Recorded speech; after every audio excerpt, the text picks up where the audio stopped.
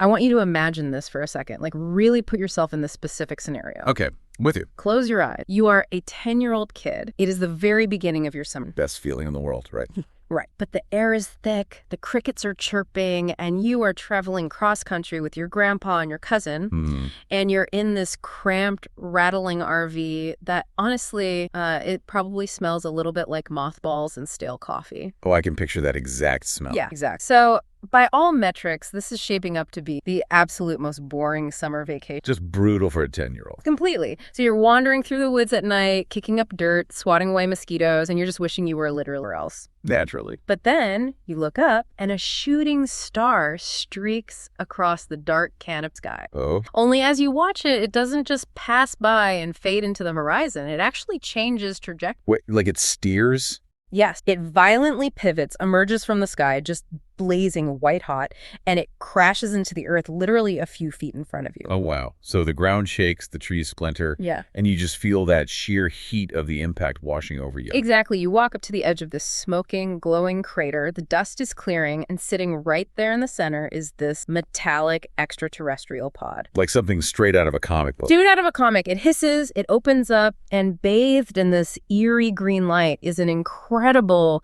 highly complex alien device. Looks kind of like a watch, right? Right. But before you can even reach for it, it leaps out and clamps itself permanently onto your wrist. Just attaches right to you. Bam! And just like that, everything changes. Suddenly, you have the power to transform your physical body, your actual DNA, into multiple different highly advanced alien superheroes. I mean, that is the dream. It's insane. You have powers and abilities that completely defy physics. They defy your wildest imagination. Every single day of this summer vacation, you are going on these wild adventures. Fighting off warlords, saving the day. Again and again. And as you grow up, your notoriety expands. You achieve incredible feats.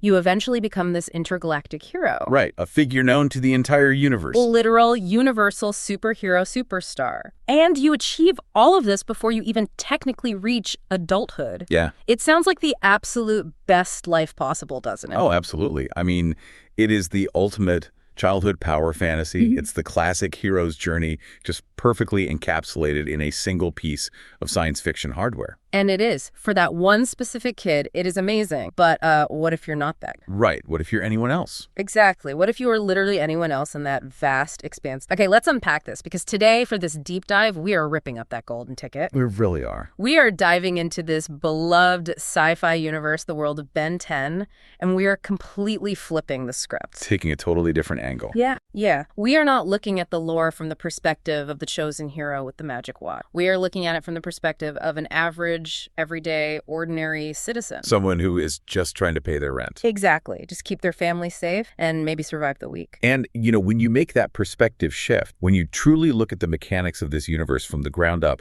the entire genre of the reality changes. It really does. Like, the surface level narrative of this universe is a fun, action-packed adventure. We all know that. Right.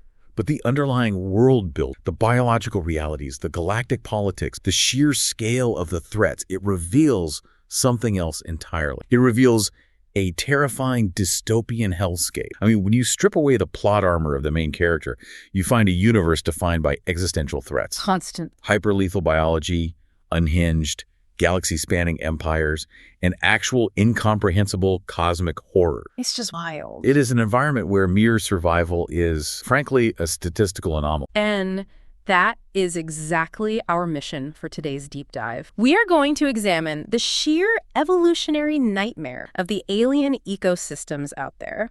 We're going to talk about the terrifying scale of galactic warfare and colonialism that doesn't just threaten countries, but like entire solar systems. The scale's way up. We'll look at the incredibly corrupt law enforcement that is supposedly out there protecting people. Supposedly being the key word. Right. And finally, we are going to build up to a reality-shattering event that just redefines the fundamental nature of this entire... The big one. Yeah, the big one.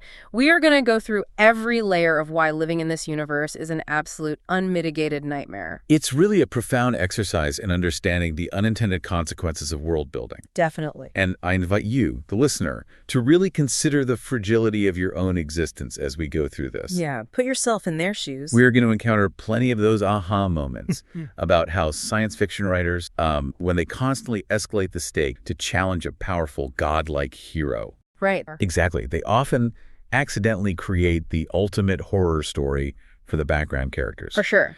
The everyday people, the ones just commuting to work or trying to harvest their crops, are permanently caught in a crossfire, godlike being and evolutionary apex predator. So let's start at the most fundamental level of existence, right? Biology. Good place to start. Because in this universe, you are absolutely not the apex predator. Not even. And even before we get to the creatures that are actively hunting you, we just have to talk about how just being born as on a certain planet can doom you from day one. Oh, the systemic stuff. Yeah. There is an incredibly tragic example in the lore of a species called the Vulpam. Right. Now, these are sapient creatures. I want to be very clear about that. They have human-level intellect. They have a complex understanding of their own existence, their history, their suffering. They are people, fundamentally. Yeah. Exactly. But their home world was used as a literal toxic waste dump by other, more politically and technologically powerful aliens. It is just a devastating scenario of environmental injustice, but on a planetary scale. I want you to imagine your entire planet, your entire biosphere, systematically polluted with toxic, radioactive, mutagenic waste. And it wasn't an accident, right? No, not at all. It was a calculated decision by the broader galactic community that this specific planet was expendable. Wow. So the surface became completely, fundamentally inhospitable. This forced the entire Vulpamancer population underground into these deep, dark, subterranean cave networks. Just to survive. Just to survive. And over generations of this intense radioactive exposure and total darkness, they underwent a forced, agonizing biological mutation. Oh, man. They completely lost their eyes. They lost their sense of sight entirely. That's horrifying. Right. To compensate and merely survive in this ruined, hostile environment, they became brutal, hyper-aggressive, animalistic hunters. They had to adapt. Their physical forms warped into something completely unrecognizable from their original sapient state. And the absolute kicker here is how the rest of the galaxy treats them after them. Oh, the hypocrisy is staggering. You would think, logically, that there would be some sort of galactic aid program, right? Reparations. Or at least sanctions against the empires that polluted their world. Nope. The rest of the universe looks at these traumatized, mutated, blind survivors and just labels them as monsters. Just completely writes them off. They are treated as vicious, unthinking predators. In fact, most of the universe doesn't even encounter them on their ruined homeworld. Where do they see them? They usually see them as feral beasts roaming a dimensional prism called the Null Void, which, by the way, we're definitely going to spend a lot of time talking about later. We have to talk about the Null Void. But just imagine that psychological horror. You have human-level intelligence. You know your species history. You know what was taken from you. And yet the entire galaxy views you as nothing more than a rabid dog, all because someone else used your home as a garbage. It highlights a deeply bleak reality of this universe. Systemic injustice is literally baked into the biological hierarchy. It really is. And the Vulpamancers aren't the only ones who suffer from this kind of stereotyping and exploitation. Look at the Detrivites, for example. Well, right, the big rock guys. Yeah. The galactic community essentially pigeonholes them as unintelligent, warlike brutes. Right. The only societal roles the broader galaxy seems to allow them to fill are criminal mercenaries, enforcers, or gladiator slaves. Just more. Exactly. There's this pervasive institutional assumption that they are all brawn, no brains, which completely strips them of any societal age. Wait, hold on. This brings up something crazy in the lore. What's that? The Galvan, the little highly intelligent frog-like species who actually built the magic watch. Right, the smartest guys in the room. They are presented as the smartest, most enlightened, most advanced species in the universe, right? That's their reputation. But didn't they historically keep Detrivites as pets? Yes. Yes, they did. How do they justify keeping a sapient intelligence as a pet? Isn't there massive cognitive dissonance there for a supposedly enlightened society? It is a staggering level of cognitive dissonance, for sure. And it reveals the dark underbelly of enlightened societies in this universe. Yeah. The Galvans utilized the dominative physical strength of the Detravite to help construct and maintain their own empire. So they just used them. Exactly. Yeah. They rationalized it through a lens of biological determinant. Because the Galvans were intellectually superior, they views the physical superiority of the Detrivites not as an equal trait, but as a utility to be harnessed. Oh, that's so messed up. It is colonialism masked as domestication. Even the smartest beings in the universe fall prey to exploiting those they became biologically inferior. That is just bleak. But okay, let's say you're not a march. Yeah. Let's say you belong to a thriving, respected society on a planet. Okay, best case scenario. Well, you still have to deal with the food chain. Right. And the food chain in this universe absolutely relents. I want you to really think about this analogy. Let's hear it. Imagine if humans weren't at the top of the food chain on Earth. Imagine if a specific breed of bear evolved fireproof fur, absolute immunity to bullets, and infrared thermal vision just for the sole biological purpose of hunting humans down. That's terrifying. That is the daily reality for these alien species. The evolutionary arms races here are just terrifying. You know, the word arms race is almost an understatement. Really? Yeah. It's not just the standard Darwinian survival of the fittest. It's the evolution of perfect, inescapable biological counters. Right. The universe actively designs predators to exploit the exact specific strengths of their prey. Exactly. Let's talk about the pyrenites. Good as gonna If you look at them, they are beings made entirely of living magma and rock. Yeah, they're literally on fire.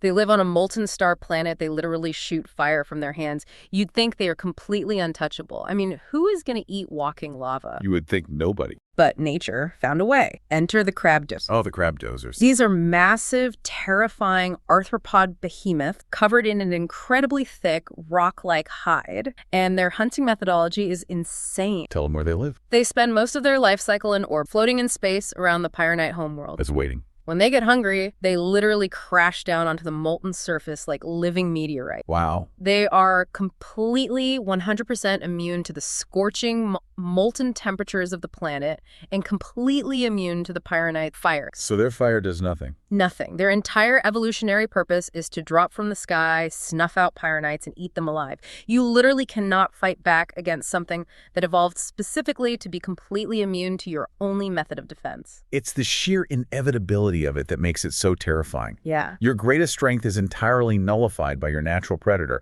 and the lore provides so many diverse examples of this targeted, hyper-specialized predation. Oh, there are so many. Consider the Talpidae. They are massive, heavily armored, metallic beings that possess the strength to burrow deep through the Earth's crust. Right, the big digging guys. Their predator is the slamworm, which is this impossibly huge subterranean sandworm. It's just a giant monster. And it has jaws designed specifically to rip through dense metallic hide. Not only that, it secretes a corrosive acid spit explicitly formulated to dissolve Talpidan armor. Of course it does. Then there are the lepidopterans, a fragile, bug-like species that shoots an incredibly strong, sticky goo to trap enemies and defend their hives. Right. Their predator, the Buglezard, climbs the walls of their hives and emits a specialized, noxious smoke screen. Let me guess, it targets the goo. Exactly. This smoke literally dissolves the chemical composition of the defensive goo strand, leaving the lepidopterans completely exposed and defenseless. And it gets worse. You have the cerebrocrustaceans. The genius crabs. Right. These guys are canonical as the second smartest species in the entire galaxy. They are these highly intelligent, hyper-arrogant crab creatures that can manipulate complex electrical storms and shoot lightning from their brains. Very formidable. But they are hunted by the Vistopus, a giant quadruped cephalopod. A land octopus. Yeah. This thing has a thick, rubber-like hide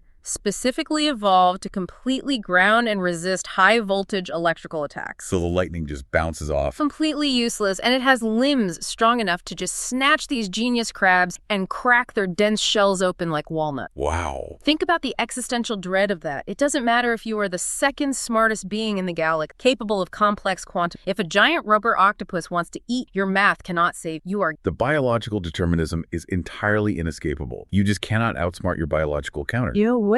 But what's truly fascinating and, well, deeply disturbing is how this terrifying biology intersects with galactic capital. Oh man, this part is wild. Let's look at the hypnotic, also known by its scientific name, the psycholeopteran. The mechanics of this one literally give me nightmares. It is a profound example of neurological exploitation. The hypnotic preys on a moth-like humanoid species called the necrophrygians. Right. Now, the necrophrygians have an incredible defense mechanism, the ability to turn completely intangible. Ghost powers. Exactly. They can lower their molecular density and phase through solid matter. So the evolutionary question is, how do you hunt something you literally cannot touch? How do you eat a ghost? Right. The hypnotic evolved an incredible, horrifying work. First, it shares that same ability to become intangible, so the prey cannot just phase into a mountain to hide. The predator can follow them anywhere. Anyway, but more importantly, the hypnotic emits a highly specialized, localized psychedelic dust. Right, it's not a physical trap, it's a neurological one. Yes. It's like if a lion didn't just camouflage itself in the tall grass,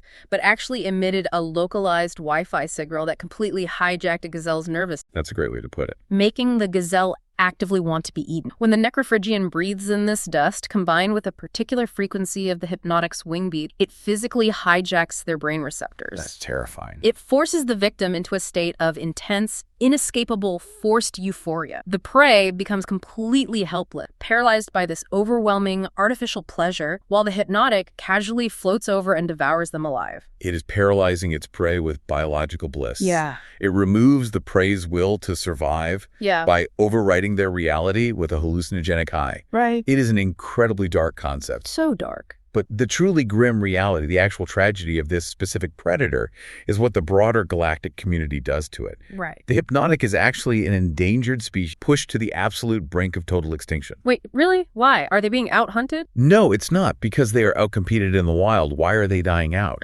Because that deeply complex psychedelic dust it uses to hunt is highly sought after as a recreational narcotic in the galactic drug trade. Let that sink in. There are canonical, highly organized, illegal drug cartels in this universe's lore. Exact. Sapient beings are actively poaching this terrifying, highly specialized apex predator into non-existence entirely to fuel an illicit market for recreational drugs. That is insane. It's a profound, cynical irony. The universe is full of natural, evolutionary horror, but the sheer, calculated greed of sapient societies somehow manages to out-monster the literal monster. Always. The hypnotic is an inescapable nightmare to its prey, but to the galactic economy, to the cartels, it is just a raw material waiting to be harvested. That is such a dark realization, and it actually builds a perfect bridge to what we need to talk about next. Where we? Because biological predators acting on pure instinct, like a crab dozer crashing down from orbit, or a vice topus cracking a shell, it is terrifying, but it's natural. Right, it's just the ecosystem. They are just hungry animals playing their designated part in an incredibly brutal ecosystem. But what happens when the predators are just as smart as you are?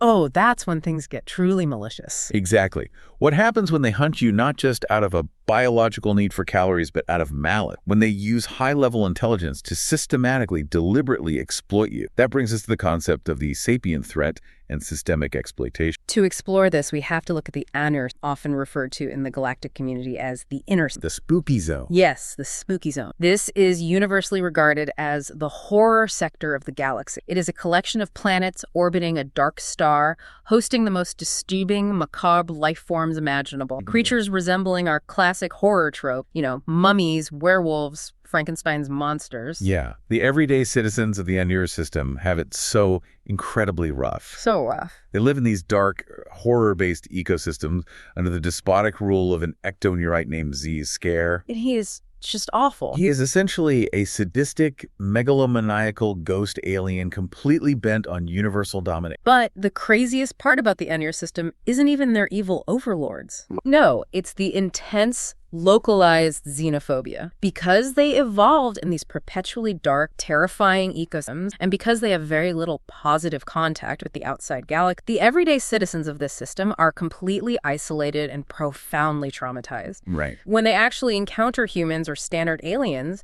they are terrified. They view humans as hideous, fleshy, abnormal monsters. They project their fear onto us. Yeah, they are incredibly xenophobic, but it's not driven by supremacy. It's driven entirely by circumstance and a deeply ingrained fear of the They're just always waiting for the next horror to drop. It is a society built entirely on a foundation of perpetual anxiety. Exactly. But the true monsters of the inner system, the entities that validate every single fear a citizen might have of a sapient predator, were the Vladots. The Vilgax. Yes. If you want to think of them as space vampires, that's a starting point, but they are infinitely worse than anything you'd find in a Gothic novel. Far worse. They were a sapient predator species. They were fully intelligent, fully self-aware, capable of culture and technology, and they fed exclusively on the life force of other sapient beings, specifically targeting a Frankenstein-like race in their system called the Transilians. And it is crucial to understand that it wasn't just a matter of hunting for food. No. They didn't just stalk prey in the shadows of the night. They implemented a system of profound, horrific exploitation. The Vladots industrialized their predation. Farming people. Essentially, yes. They possessed the natural ability to hypnotize others, but their most horrific biological tool, their primary method of subjugation, was the corrupt chura.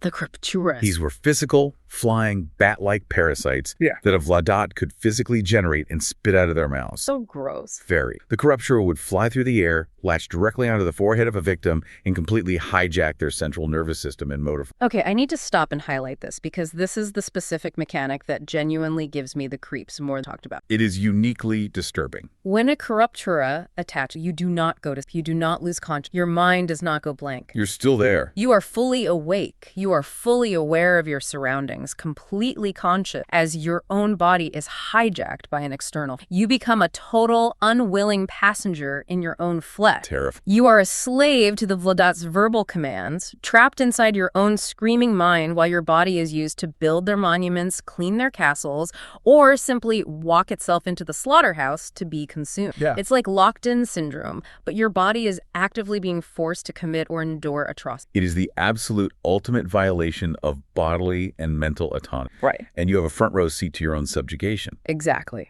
The Vladats used this horrific mechanic to enslave the entire Transillian race for generations upon generations. They didn't view them as people. Just resources. They used them as servants, as an expendable labor force to build their society, and ultimately as renewable livestock. It's so twisted. The lore emphasizes a deeply chilling philosophical stance held by the Vladat. They held zero respect for any other form of life. To them, other sapient species were inherently objectively inferior simply because they could be so easily subjugated by the Corrupturas. Oh, wow. There is a moment in the history of this universe where the Vladat literally justifies their brutal dominance by arguing that if nature intended other species to be equal, nature wouldn't have made them so incredibly easy to mind control and consume. It is a horrifying narcissistic philosophy. It's the ultimate might makes right, but backed up by biological mind control parasites. Exactly. So my question, and I'm sure it's the question anyone listening is having right now, is if this species is so incredibly dangerous, if they can enslave an entire planet of intelligent beings with zero remorse and zero ethical boundaries, how did the rest of the universe handle it? Right.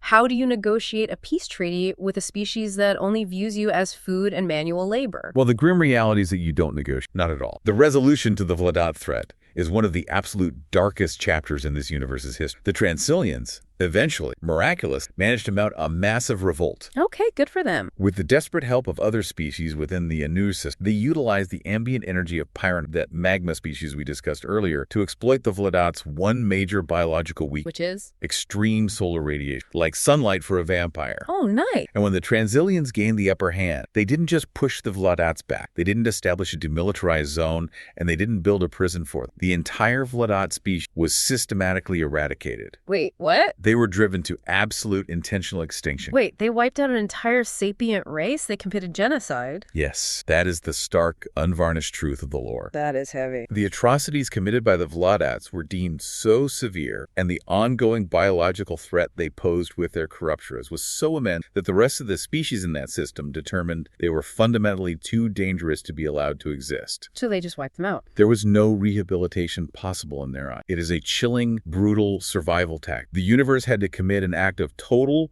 targeted eradication just to ensure the safety and freedom of all other life. And what's even worse is that in this universe, extinction isn't always permanent. No, it rarely is. The safety bought by that eradication, incredibly fragile. Thousands of years after the Vladats were wiped out, a psychopath named Lord Transil, who was the ancient ruler of the Vladats, completely mummified, was revived from just a severed hand, magical aid. Just a hand. Yeah. He was a single Vladat, newly resurrected into a modern, and within moments of waking up, he started generating Corruptures and used them to enslave an entire modern town. Just like that. One individual did that in minutes. His immediate stated goal was to clone his species back into existence, creating an invasive alien army to completely restart this galactic enslavement, gathering new subjects and fresh food from planet to planet across A literal play. Thankfully, he was ultimately stopped and contained. But the fact that the threat of systemic sapient consumption is always just one mad scientist or one magical ritual away from returning,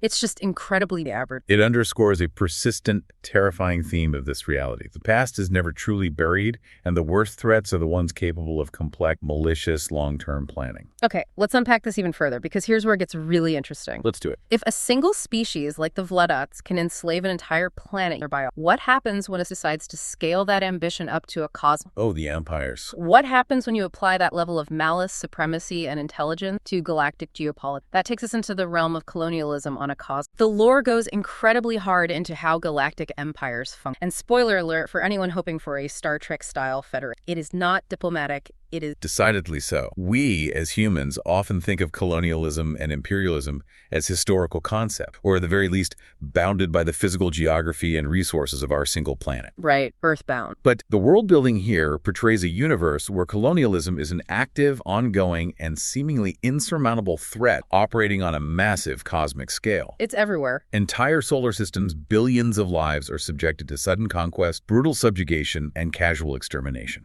Let's start with the absolute extreme end of this political spectrum, the hybrid. Also known as the Atasians. Right. These guys are an incredibly proud, terrifyingly racist. They genuinely believe they were the very first species to exist in the universe, which, by the way, is not backed up by any historical or scientific evidence in the lore, and they are completely blindly obsessed with their own genetic. Classic supremacy. They believe they are inherently superior to literally every other form of life, and they view mixing with or even associating with other species as a vile contamination. But their rigid ideology of supremacy is ultimately the architect of their own undoing. Oh, the irony is thick. The lore highlights a profound biological irony concerning the hybrid. Their absolute obsession with genetic purity, their refusal to interact with the broader galactic genetic pool, led to extreme, rampant inbreeding. Right.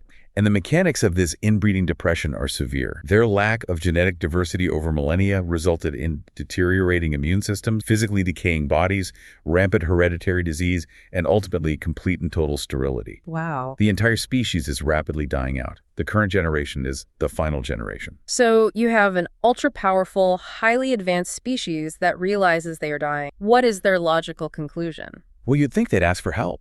Do they humble themselves and seek medical help from the Galvans? Do they ask for genetic assistance to repair their DNA? No. No, they don't. Their solution is universal genocide. Naturally. Their supremacy is so deeply ingrained that they decide if they, the pinnacle of evolution, are going to die out, then every other inferior form of life in the universe does not deserve to outlive them. If I can't have it, no one can. Exactly. They commit to a policy of total omnicide. They're going to take the entire universe down. And the logistics of their omnicidal plan are just as horrifying as the intent behind it. How did they do it? They couldn't just bomb every planet. They needed a systematic approach. They utilized a genetically engineered parasite called a xenocide. Another parasite. Yes. This is essentially a horrific face-hugging creature. When deployed, it seeks out a host. Any sapient being attaches directly to their face, violently consumes and overwrites their original DNA, and physically mutates them into a subservient, drone-like creature known as a alien. It's forced biological assimilation. Exactly. They literally abduct innocent civilians from their home, attach these parasites to their faces, completely erase who they were, and turn them into monsters. It's a fate worse than death. And what are these millions of slaves forced to do? They're forced into grueling manual labor to build massive galaxy-wide teleporter grids. The Jones. We are talking about huge, towering archways constructed in secret on hundreds of inhabited planets, including Earth. The hybrid's master plan was to activate these teleporters all at once, instantaneously dropping their massive, heavily armed armadas onto every known inhabited planet in the galaxy, wiping out all life in a single, perfectly coordinated strike. They even kicked off this war by secretly launching an attack that completely destroyed the Galvan homeworld. The smartest species, the ones who could have warned everyone just to cripple the galaxy's communication and technological defense networks before the main invasion even started. If we connect this to the bigger picture, the hybrid represent the ultimate destructive endpoint of supremacist ideology. Their absolute belief in their own superiority isolated them. It weakened them biologically to the point of extinction. And their response to facing their own failure was to try and violently erase the rest of existence out of sheer spite. Just incredibly talk. It's a stark, profound commentary within the lore on how bigotry, when armed with advanced technology and military might, becomes a literal threat to reality itself. And their plan was only miraculously stopped at the 11th hour by a highly specific, desperate intervention using the watch to forcibly rewrite the hybrid's DNA across the galaxy, curing their sterility by injecting alien DNA. Very lucky break for the universe. But as we constantly have to remind ourselves in this universe, the collateral damage was already done. Thousands, if not millions, of innocent people across the galaxy were corrupted into DNA aliens,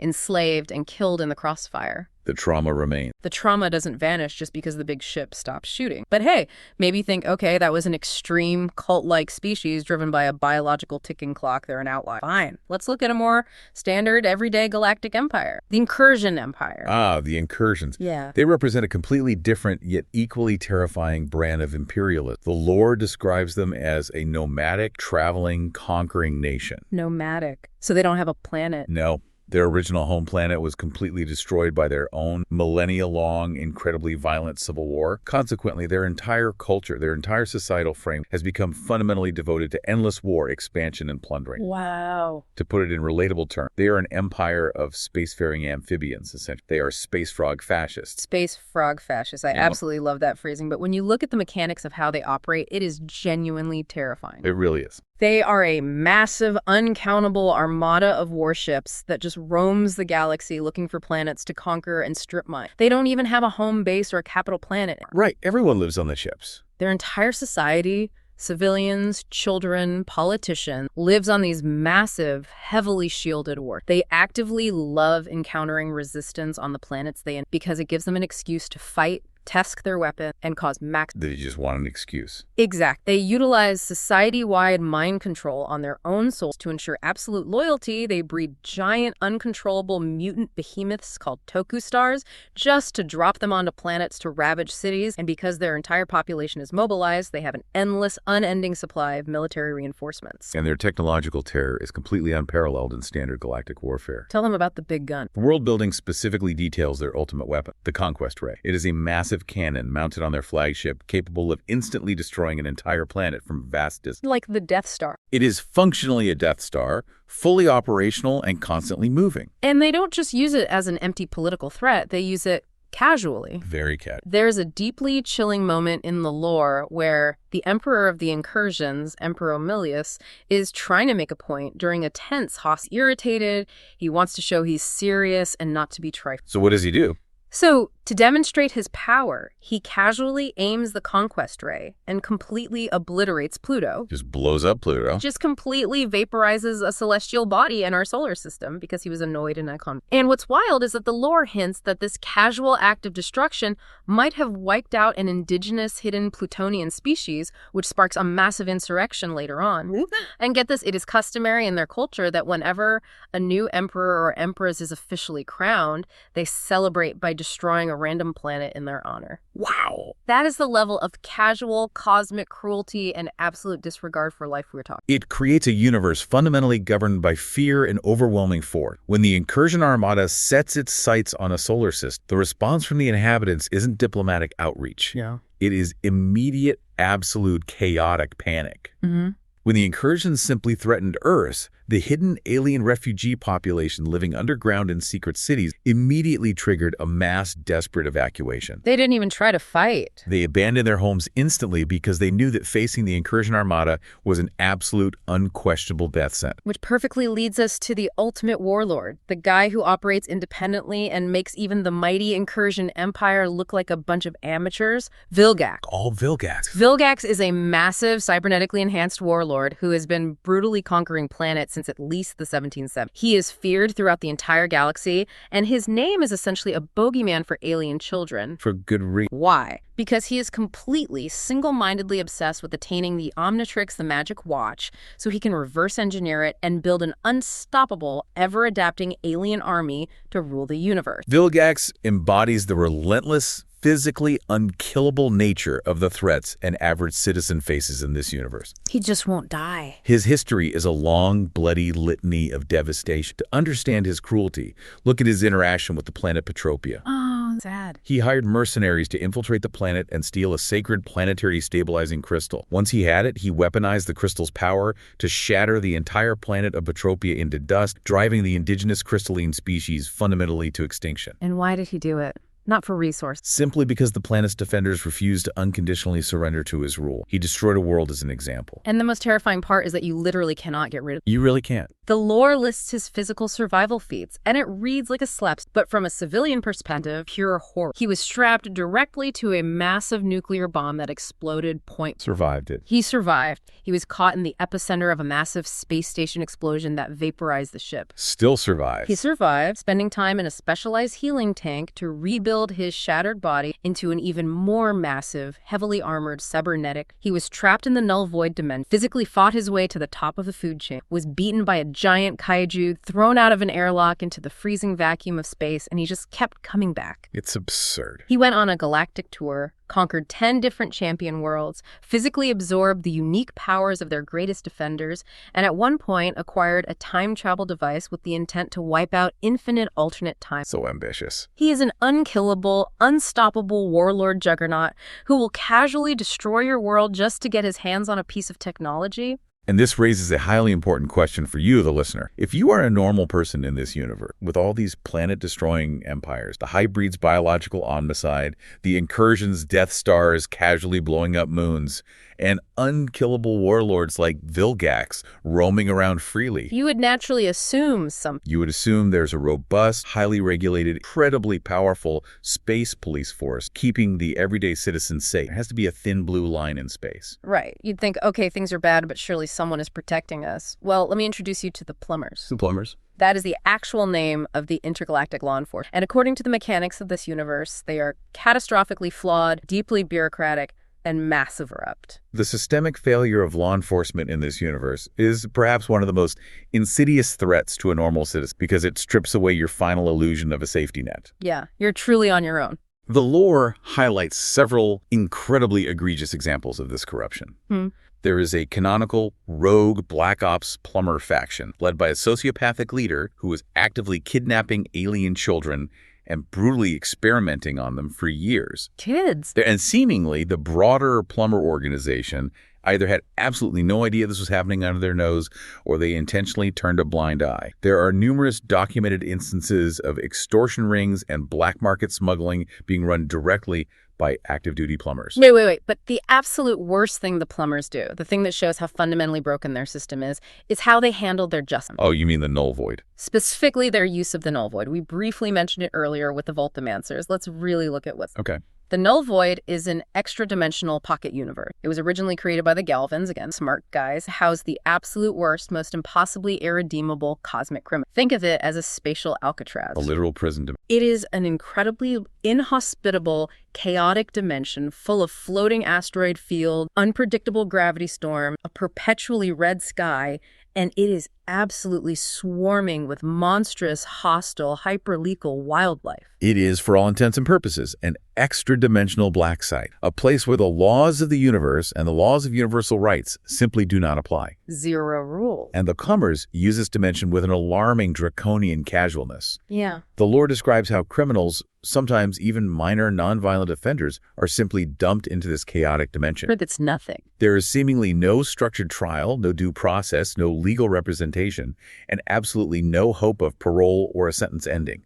You are thrown into a dimension of monsters and left to fend for yourself forever. It's so messed up. And because this has been happening for generations, there are entire populations, entire generations of people who were born inside the null void to original inmates. Innocent. Exactly. These are completely innocent people who committed no crime, yet they are forced to try and eke out a miserable survival in a dimension that was literally scientifically designed to be a hellish, inescapable prison. And the plumbers just keep making the ecosystem in their worst. How so? Remember those giant, indestructible mutant Tokustar kaijus the incursions artificially bred to step on? The Waybads. When the plumbers finally defeated a group of them, they didn't try to cure their mutation, and they didn't build a secure, humane containment facility. They literally just opened a portal and dumped these rampaging kaijus into the null void. Because why not? So now this dimensional prison isn't just filled with hardened criminals and feral. It is populated by unstoppable skyscraper-sized monsters. And just to show how corrupt the street-level cops are, there are moments where plumbers have actively threatened to send literal teenagers to the null void just for unsanctioned vigilance. That is wildly disproportionate. It is a fundamentally broken, entirely draconian system. If the fascist empires don't incinerate your planet, the corrupt space cops will just throw you into a dimensional meat grinder without a trial. It paints a stark, terrifying picture of a universe where institutional power is just as dangerous, unpredictable, and unaccountable as the existential alien threats. As a citizen, you have zero reliable safety. Speaking of existential threats, let's shift gears again. Even bigger? Oh yeah, because if evil empires, unkillable cyborgs, and corrupt intergalactic black sites weren't enough to ruin your day, this universe scales up the terror from political and biological threats to literal cosmic horror. We are talking about things that challenge the very fabric and stability of reality itself. Indeed. Yeah. We must elevate our perspective from the planetary scale to the cosmic scale. Right. The universe introduces entities that completely defy standard biological taxonomy or political categorization. They are deeply Lovecraftian in their immense scale, their incomprehensible nature, and their profound indifference to biological life. The Great One is a perfect, terrifying example of this.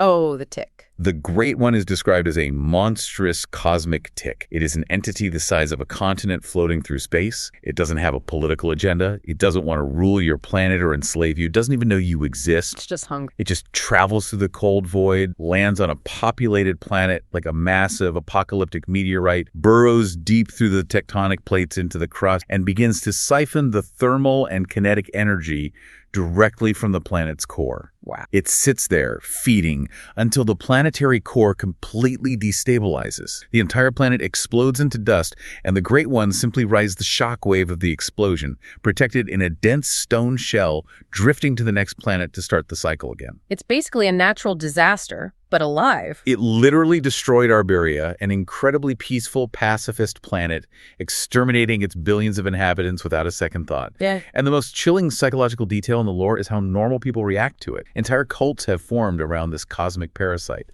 Species whose neighboring planets were destroyed by it were so traumatized, so broken by the sheer scale of the destruction, that they started worshiping it as a god out of pure, terrified reverence, hoping to appear. It is the ultimate embodiment of a cold, uncaring universe. Mm. And the Great One is not alone in the dark. We also have to discuss the extra-dimensional terrors, most notably Diagon. Diagon is described as an eldritch demon, an ancient entity originating from a completely different dimension of magic and chaos, who has spent eons invading, corrupting, and conquering hundreds of others. Diagon is terrifying because he doesn't just attack physically like the Great One, he attacks spiritually and mentally, uses intense psychic manipulation. Yeah, it gets in your head. He actually has a massive, highly organized cult operating right here on Earth, kind of the Flamekeepers Circle. If you look at them from the outside, they operate like a benevolent, charitable, humanitarian organization, funding hospitals, giving poor. But underneath. But secretly, at the highest levels, they're using ancient alien technology to try and break down the dimensional barriers to summon Diagon to Earth. The cultists genuinely believe his arrival will cure all diseases and bring a peaceful new age. They're completely deluded. But in reality, Diagon wants to rip the dimension open, turn every single human being into mind-controlled, mutated slaves called esoterica,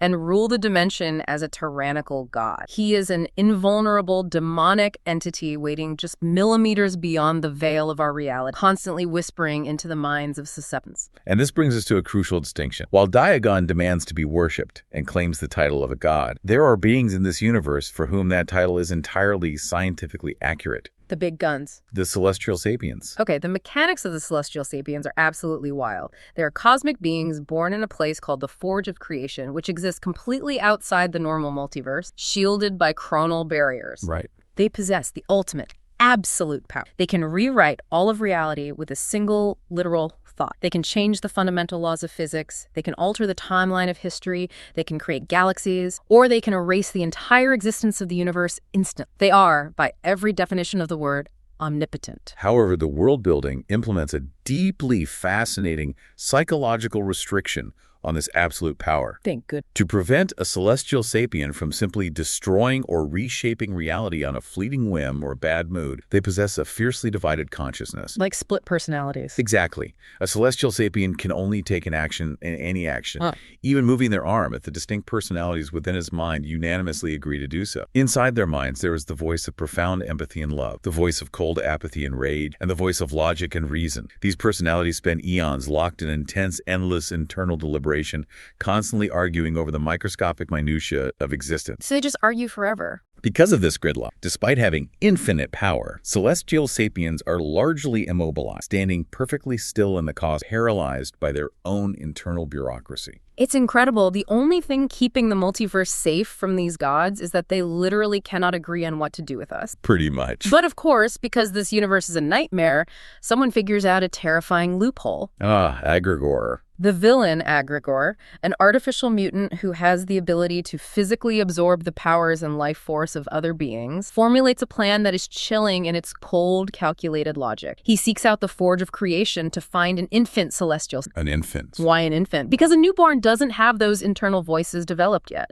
It hasn't lived long enough to form empathy, apathy, or reason. Its mind is entirely blank. Oh, no. But crucially, it does already possess the unlimited, omnipotent power of its entire species. Egregore's plan was to murder and absorb a baby god so he could gain the absolute power to rewrite reality without any internal voices holding it. Just absolute power. He was millimeters away from succeeding. The entire multiverse, every single life form, was almost entirely rewritten to serve the whims of a power-hung pathic tyrant. And this manipulation of supreme cosmic power isn't limited to space and matter. It extends to the very fabric of time itself. Right. Time travel. The lore introduces the chronosapien, beings made of gears and chronal energy that act as living, breathing time machines. They can slow time to a crawl, stop it completely, or travel freely through the past and future. Powerful stuff. A rogue, megalomaniacal chronosapien named Maltruant started a devastating time war that echoed across multiple eras of history, causing massive temporal anomalies. But Maltruant's ultimate goal was far more devastating than just altering a few historical battles. Right. Maltruant thought way bigger than that. He managed to locate an extra-dimensional, immensely powerful device called the Annihilar. The Annihilar. The mechanics of this device, it is a piece of technology designed with the sole, singular purpose of literally creating or destroying an entire universe. In fact, the Big Bang that created the universe our characters live in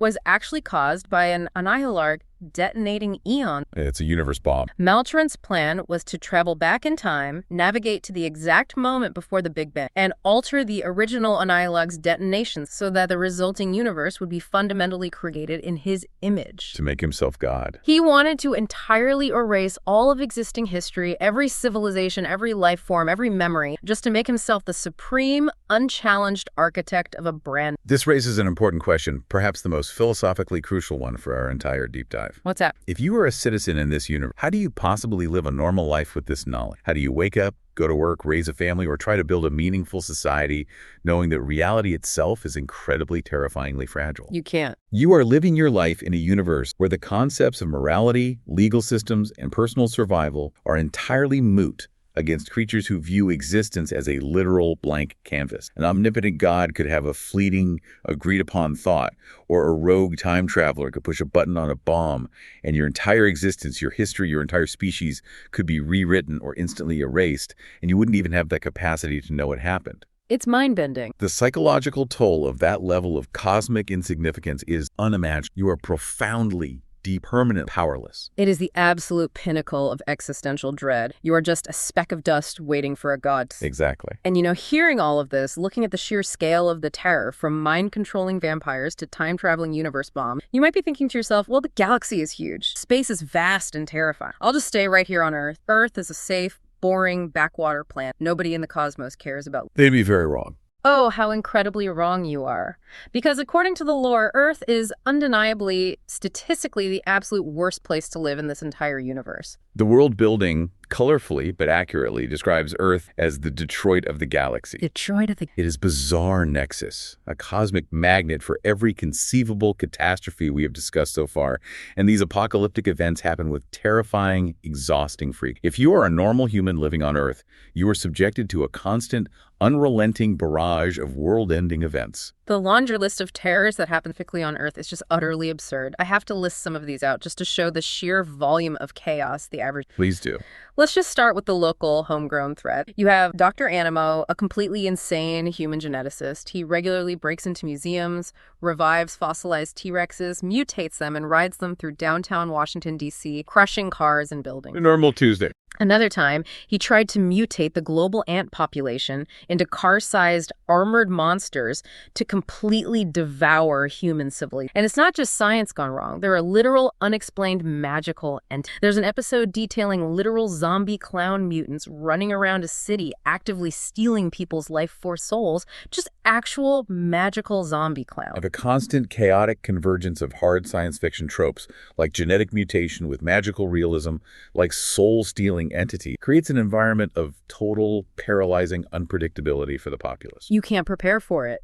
There is no unified theory of danger to prepare, and that is before the massive extraterrestrial threat. Exact. The lore points out that an alien mobster named Vulcanus somehow managed to legally purchase the entire planet Earth in a galactic black market transaction. He bought the planet. His immediate first action as the new owner was to start detonating massive tectonic explosives deep within the Earth's crust to purposefully melt the entire planet so he could harvest the dense core materials to sell. We have heavily armed alien pirates crashing massive spaceships directly into populated cities, and of course, we cannot possibly forget the incursion. The incursion occupation of Earth is a prime, devastating example of the collateral damage that the world building continuously generates. We discussed the incursions earlier, the space frog fascists with the Armada. Right. Well, they eventually launched a full-scale coordinated assault directly on Earth. They didn't just hover in orbit and threaten the planet, they actively invaded. They disabled the military, conquered the major cities, and the governments of Earth officially, formally surrendered. I really need to stress the timeline here because the lore makes it clear this wasn't just a crazy weekend event that got wrapped up quickly. The incursions fully occupied Earth for an entire month. 30 days. 30 straight days of human beings living under a brutal, fascist alien police. Think about what a 30-day alien occupation looks like for a normal person. The global supply chains completely collapsed. There's no power, no grocery stores, no internet. Total societal collapse. The incursions patrolled the ruined cities with their waybads, those giant, indestructible, skyscraper-sized mutant toku stars. They exiled the local heroes off-planet, they incarcerated the Earth-based plumbers, and they effectively, brutally subjugated the entire human race under martial law. Imagine the sheer psychological terror of trying to keep your kids quiet in your basement while a 200-foot-tall alien kaiju stomps past your neighborhood, enforcing a shoot-on-sight curfew. It's the profound, lingering psychological terror of prolonged occupation. Societies don't just bounce back from 30 days of total submission to a hostile alien force. They really don't. But perhaps the most horrifying event localized strictly to Earth, as detailed by the lore, involves the corrodium nightmare orchestrated by the ectonorite warlord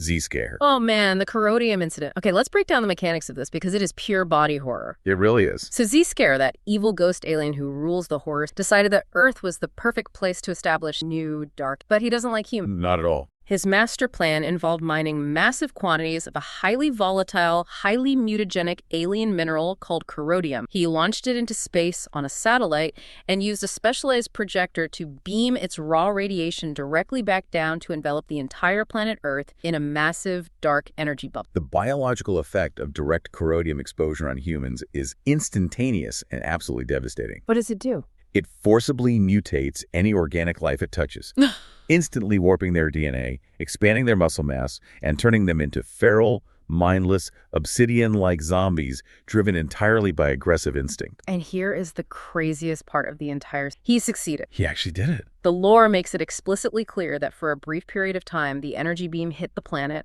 the bubble expanded, and literally all life on Earth, every man, woman, child, and animal was physically mutated into these feral, raging zombies. The entire planet. Now, the heroes managed to destroy the satellite and reverse the effect shortly after, but the sheer absurdity of how the narrative handles this is staggering. You, as a normal human being, were forcibly, violently mutated into a raging monster. You lost your mind. What happened during those 10 or 20? Exactly. The collateral is unthinkable. How many people were driving cars on the highway when they mutated? How many commercial airplanes fell out of the sky because the pilots turned into monsters? How many people attacked and killed their own family members in a blind rage? The off-screen body count and the collateral damage of that single event must have been absolutely astronomical. It had to be. Yet, sun comes up, people turn back to normal, and it's treated as just another Tuesday in this universe.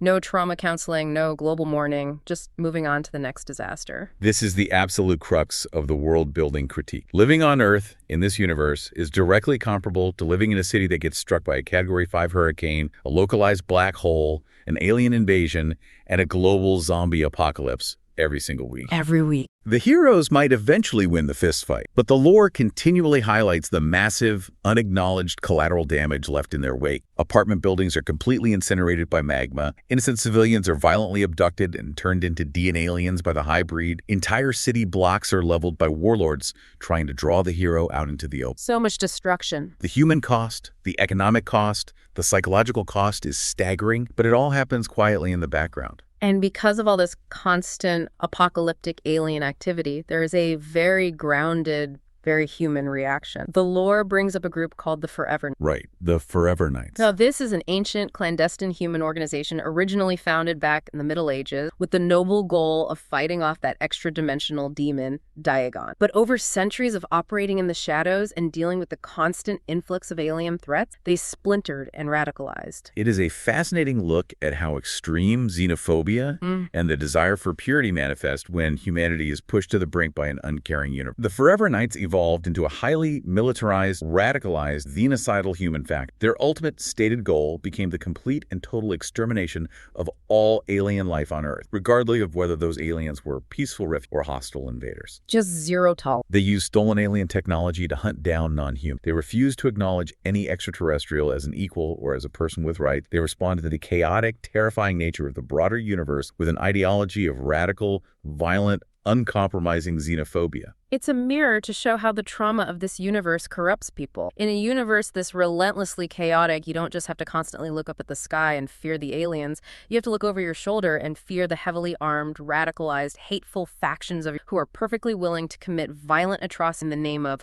planetary protection or human purity. It just adds an entirely new, depressing layer of danger to simply walking down the street. It perfectly, tragically encapsulates the disaster magnet. Earth is geographically and politically caught directly between ancient magic, cosmic warlords, predatory alien ecosystems, and deeply violent, radicalized human fact. For the average citizen, there is absolutely no... Not at all. So let's take a breath. What is this all? We have spent the last hour talking about predatory biology that evolves specifically to eat you, vampiric parasites that enslave your conscious mind, fascist space frog empires casually blowing up planets, corrupt intergalactic cops throwing people into black sites, and Earth being the absolute epicenter of multiversal chaos. It's a lot. You might be sitting there thinking, well, okay, it's rough. It's really rough. But it's a superhero story. The hero always saves the day in the exact nick of time, right? The clock stops at 1 second, the universe keeps spinning. If only. But that brings us to our final point, the ultimate existential truth verse, because the most horrifying part of this entire lore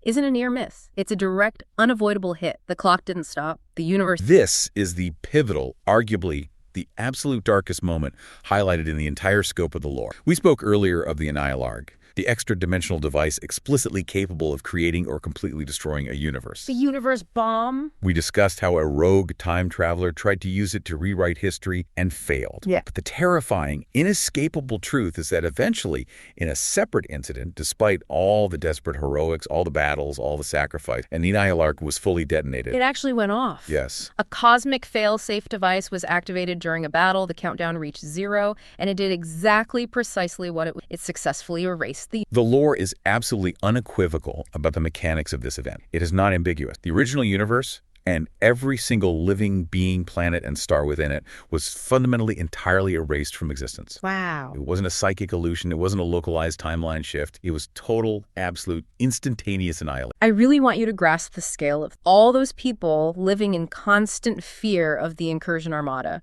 Erased. Erased. The traumatized citizens of the honor system. Erased. The Galvans, the Volpomancers, the corrupt plumbers. Erased. You, your family, your friends, your pets, every cryptid, every god, every single blade of grass on every single planet, gone. All of it. The physical reality of the universe dissolved into a blank, silent white space. The only survivor of this total erasure was the hero himself, and that was purely a fluke of technology. Complete luck. He survived only because, at the exact millisecond of detonation, his watch happened to transform him into Alien X, a celestial. Because he was temporarily in the physical form of an omnipotent extra-dimensional god, his body was insulated from the universe structure. He was a single consciousness floating completely alone in an infinite white void that used to be a vibrant, chaotic reality. And the lore details his immediate, desperate attempt to fix it. What did he do? As Alien X, he pleaded with the two internal voices of his celestial sapien form, Vilgax, the voice of rage and apathy, and Serena, the voice of love and empathy. He begged them to use their omnipotent power to simply undo the destruction, to hit a cosmic undo button, reverse time, and bring the original universe back. But they said no. The cosmic voices, in their infinite bureaucratic wisdom, simply wouldn't agree to restore the original reality. They deemed it too much effort, or against the natural order, or whatever there was. So the hero was forced into a horrifying, deeply disturbing compromise. Since he couldn't convince them to bring the old universe back, he used his portion of the omnipotent power to just make a copy. He essentially forged a new reality. He created an identical, multiversal clone, a brand new universe mapped perfectly, atom by atom, onto the exact blueprint of the old destroyed. And this is the grim, deeply upsetting resolution that makes this universe an absolute nightmare. Think about what this actually means. Everyone you know died. The current universe, the one the characters inhabit from that specific episode forward, for the rest of the series, is populated entirely by clones. They have the exact memories of the originals, they laugh at the same jokes, they love the same people, but they are dupes. They don't even know it. They do not know they died in a wave of white light. They do not know they are newly minted copies. The absolute existential trauma of this concept is unimaginable, yet the narrative treats it like a punchline. When the hero builds the copy, he accidentally gets a minor detail wrong. He changes the flavor of the grape smoothie at his local smoothie shop. That's the only difference. And that is the only consequence the show focuses. His entire family, his entire species, his entire reality was violently snuffed out, and the narrative focuses on him complaining about the wrong smoothie flavor. It requires a deep, sobering philosophical breakdown. This scenario perfectly invokes the classic philosophical problem of the ship of Theseus, or more accurately in this context, the teletransportation paradox. Imagine you step into a teleport. The machine perfectly scans every atom in your body, completely destroys your original physical form, sends the data across the galaxy, and builds an exact replica of you out of entirely new atoms at your destination. Right. Is that replica truly fundamentally you? Does your unique consciousness, your soul, seamlessly transfer across the void? Or did you die in agony inside the scanner and a brand new clone woke up on the other side, completely convinced it is you because it has your copied memories? In the mechanics of this universe, the answer is definitively, horrifyingly, the original you is gone forever. You died when the annihilation went off. The you, walking around right now, listening to this, making dinner, is just a celestial sapiens approximation. You are a cosmic forgery. A forgery. Everything you achieve from this moment on, every joy you feel, every tear you shed, is being experienced by a biological duplicate. The original soul, the original unbroken chain of existence, was permanently snuffed out. And as the lore emphasizes, this is never undone. From that exact moment forward, for the rest of the entire franchise, every character we see is living their life in the copy. It is the ultimate profound violation of existence. The threats of specialized predators and fascist empires are physical. They threaten your body. But this is an ontological nightmare. Yeah.